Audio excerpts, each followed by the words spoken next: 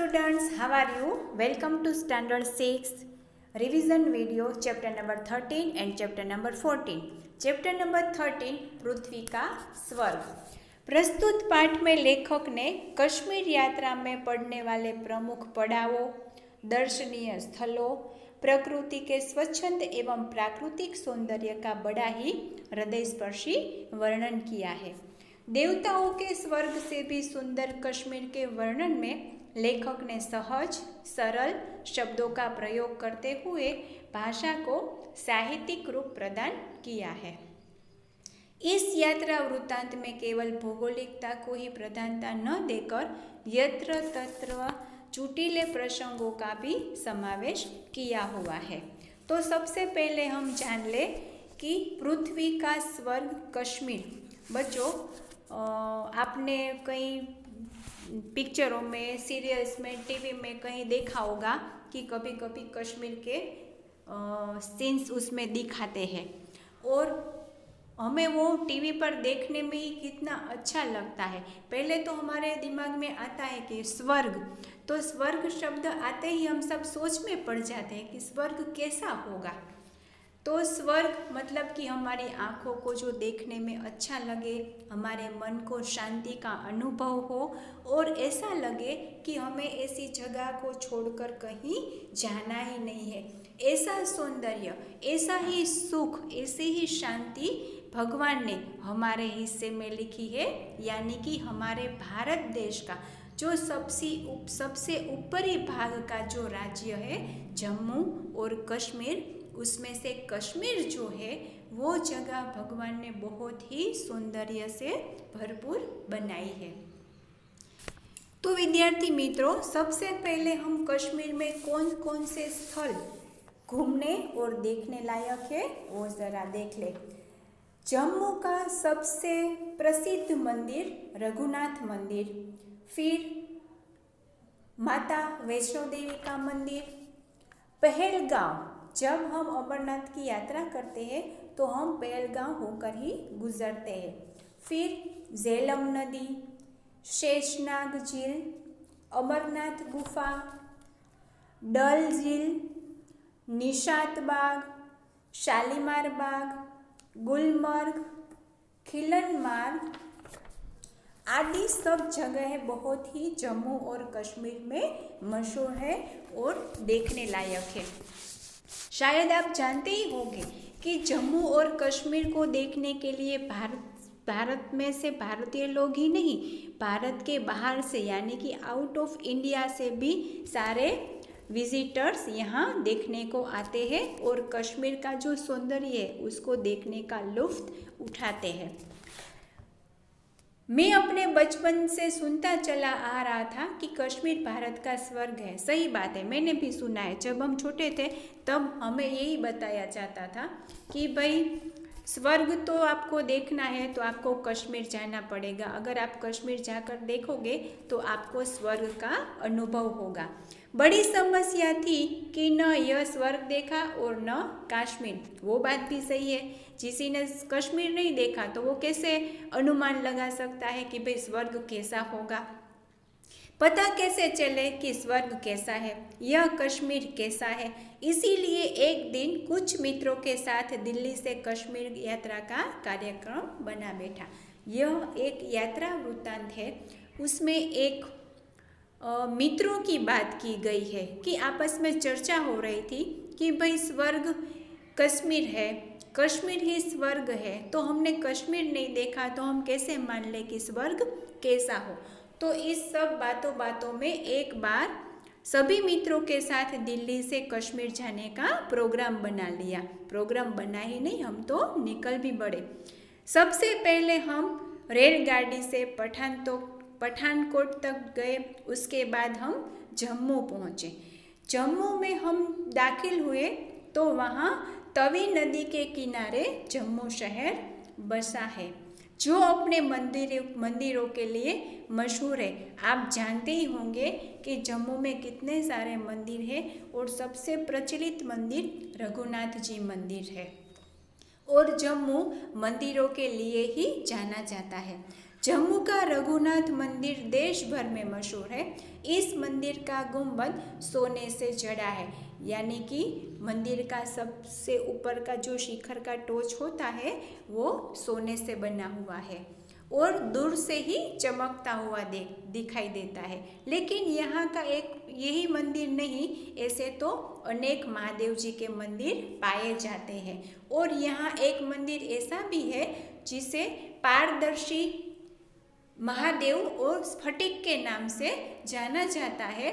माना जाता है कि शायद पूरे भारत में ऐसा दूसरा मंदिर या ऐसा कोई शिवलिंग नहीं है। वहाँ से आगे जाएंगे तो हम वैष्णव देवी जाएंगे। अगर आप वैष्णव देवी नहीं गए तो आपका जीवन अकारथ, मतलब आपका जो जीवन है वो व्यर्थ है। इसीलिए हमें हमारे पूरे जीवन में एक बार माता वैष्णो देवी के दर्शन करने ही चाहिए। माता के दर्शन करने के बाद हम आगे पहुँचे पहलगाम की ओर। जम्मू से बस चली और पूरा दिन चलती रही। पहाड़ों का सिलसिला शुरू हुआ। पहले छोटे फिर बड़े, फिर छोटे फिर बड़े, ऐसे कितने पहाड़ कितनी चोटियाँ आती रही। लाल छतों वाले बंगले हरियाली के बीच खड़े खूबसूरत लग रहे थे। आप बस में से जब भी जम्मू जाओ तब बस से ही वहाँ सफ़र करना, तो आपको पूरा जम्मू और कश्मीर देखने को मज़ा आएगा। नाम पूछा तो पता चला कि पटनी टॉप है। वहाँ से चले तो उतराई शुरू हुई। वो बस में जा रहे थे तो एक के बाद एक वहाँ का जो एरिया आता गया वो उन लोग देखते गए। वहाँ से आगे चले तो अनंतनाग होते हुए पहलगाम की दिशा में हमारी बस मुड़ गई। यह रास्ता बेहद खूबसूरत हरियाली से डूबा हुआ था। मन को लगने लगा कि ज़रूर स्वर्ग की तरफ बढ़ रहे हैं। वहाँ की खूबसूरती इतनी सुंदर थी कि अब मन को एहसास हो गया कि अब हम सच में ही स्वर्ग की ओर जा रहे हैं। पहलगाम में घोड़े वाले से पूछा, कोल्हाई चलोगे? बोला चलूँगा। मैंने पूछा कितना चढ़ना पड़ेगा? बातों बातों में चढ़ना पड़ेगा साहब। ढल चढ़ने का नाम सुनकर मैंने उन्हीं थुल थुल साथी की हवा फिर खिसक गई। खैर जाने दो, हमें भी नहीं आना था। लेकिन उसी पूछताछ में पता चला कि पहलगाम से 8 मील पर चंदनबाड़ी है और वहाँ से पिस्सू टॉप है। चढ़ाई अमरनाथ यात्री से सबसे कठिन मानी जाती है। अगर हम अमरनाथ की यात्रा करने जाए तो सबसे कठिन पिस्सू टॉप की चढ़ाई मानी जाती है। वहाँ से आगे गए तो शेषनाग झील, जिसका पानी हमेशा नीला रहता है और स्वर्ग की नदियों से टक्कर लेता है। शेषनाग झील के आगे अमरनाथ गुफा है।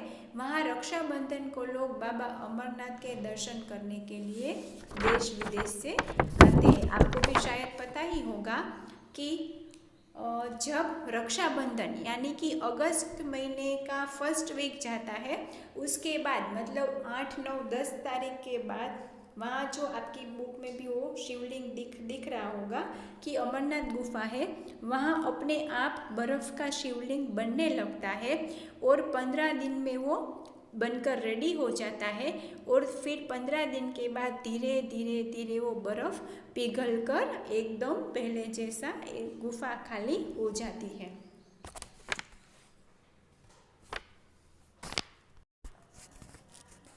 वहाँ से आगे निकले तो डल झील आई। डल झील एक शंकराचार्य का मंदिर है जो पहाड़ी पर है।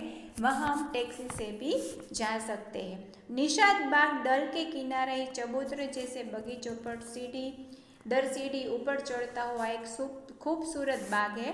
बाग के सबसे ऊपरी हिस्से में खड़े होकर डल की तरफ देखिए तो ऐसा लगता है मानो एक खूबसूरत स्त्री एक खूबसूरत आईने में अपना चेहरा झांक रही हो। यहाँ डल झील के बारे में बताया गया है कि वो कितनी सुंदर है। वहाँ से आगे गए तो निशात बाग आया। उसकी भी क्या तारीफ करें कि वो बाग कितना सुंदर था। उस बाग की हमने मुलाकात ली और वहाँ से आगे गए तो शालीमार बाग आया। ये बाग जहांगीर ने बनवाया था। चिनार के दरख्तों की गोद में जहांगीर का यह प्यारा सा बाग करीब से 400 साल पुराना है। वहाँ से आगे गए तो गुलमर्ग आया। गुलमर्ग 2650 मीटर ऊंचा है। यह खूबसूरत चरगाह है जहाँ हर मौसम में मोटर से पहुँचा जा सकता है। गोल्फ लिंक और बर्फ़ की स्कीइंग के लिए ये बहुत ही खूबसूरत सी जगह है। वहाँ से आगे गए तो खिल्लन मार्ग आया। वो भी बहुत ही खूबसूरत कि जितने आगे बढ़ते गए ऐसा लगता गया कि जानो हम स्वर्ग में आ गए हैं और स्वर्ग की हम मुलाकात ले रहे हैं और स्वर्ग में हम टहल रहे हैं। तो स्टूडेंट्स, ये था हमारा पृथ्वी का स्वर्ग कश्मीर। अब हम साहसी बच्चे का रिवीजन करेंगे। यह एक संकलित है। प्रस्तुत साहसिक घटना सत्य कथा पर आधारित है। लेखक कहते हैं कि यदि व्यक्ति में साहस एवं समझदारी हो तो वह किसी भी मुसीबत का सरलता से सामना कर सकता है, उस पर विजय प्राप्त कर सकता है, फिर वह चाहे एक बच्चा ही क्यों ना हो। इस कहानी में हमें ऐसे दो बच्चों से आपका परिचय कराना है, उसका प्रयास किया गया है, जिनका कुछ अपराधियों ने अपहरण कर लिया था। आजकल नित्य प्रति समाचार पत्रों, पत्रिकाओं एवं न्यूज़ चैनलों पर अपहरण, रंगदारी आदि की घटनाएं देखने पढ़ने में आ रही है। आइए देखते हैं कि किस प्रकार अपहृत दोनों बच्चे अपहरणकर्ताओं से मुक्ति पाते हैं। प्रस्तुत साहसिक घटना दो बच्चों पर आधारित है। वो दो बच्चे डॉक्टर दीपक प्रकाश के दो बच्चे थे। सबसे बड़ा बेटा था शोभित और उसकी बेटी छोटी थी हर्षिता। डॉक्टर दीपक प्रकाश पूरे शहर में मशहूर थे। एक दिन ऐसा हुआ कि डॉक्टर दीपक के दोनों बच्चों को अगवा कर लिया गया। 4 जनों की टीम थी। उन्होंने डॉक्टर प्रकाश के दोनों बच्चों को अगवा कर लिया। अगवा करके एक ऐसी जगह पर रखा जहां किसी को पता न चले। दोनों बच्चों को वहां रखकर वो आपस में चर्चा कर रहे थे कि अब हम उसके घर पर किस प्रकार उनको संदेशा भेजे कि हमने आपके बच्चों को अगवा कर लिया है और हमें फिरौती की इतनी रकम चाहिए। तो चारों जनों आपस में बात कर रहे थे। एक ने कहा कि टेलीफोन करते हैं, दूसरे ने कहा कि नहीं टेलीफोन नहीं करना है, तीसरे ने कहा हम इस तरह उनको फिरौती की रकम का संदेशा भेजेंगे, लेकिन टेलीफोन करने से मना कर दिया क्योंकि टेलीफोन करने से पुलिस को पता चल जाता है, इसीलिए उसके यहाँ संदेशा ही भिजवाना है, ऐसा तय किया गया। इस प्रकार यहाँ शोभित ने अपने दिमाग में एक युक्ति सोच के रखी। उसके जेब में उसने अपने निक्कर के अंदर एक पुरानी 10 की नोट संभाल के रखी थी। वो 10 की नोट के उसने 2 टुकड़े कर दिए और अपनी बहन हर्षिता को समझाया कि मैं जब तुम्हें इशारा करूं तभी तुम्हें ज़ोर ज़ोर से रोने लगना है और मैं जब इशारा करूं तब तुमको एकदम शांत हो जाना है।